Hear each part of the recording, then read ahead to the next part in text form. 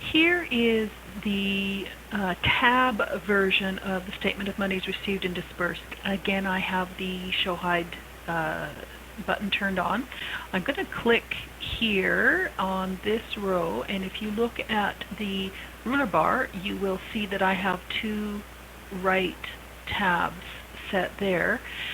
To turn on your ruler bar, remember you go to View, and there is the ruler bar tool right there. You're going to want to turn on your ruler bar if you are going to create tabs using this method.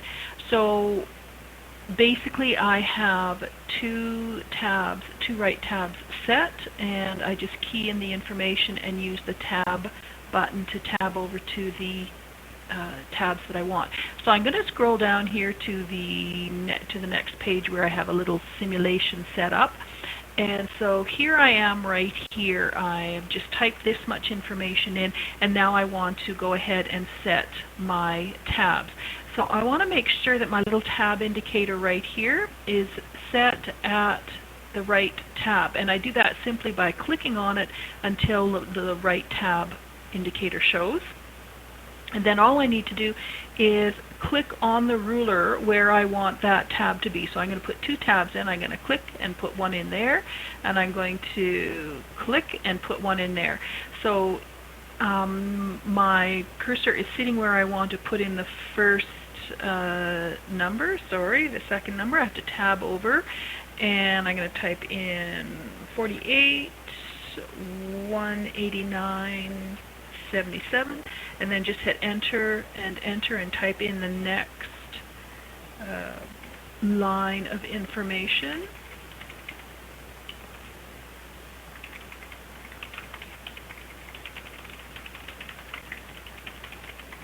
And tab over for the next piece of information, 83500, and enter. And here I am, paid.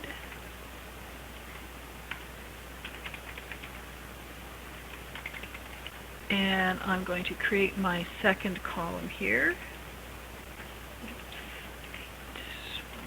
19523, and enter, and carry on and enter the rest of the information.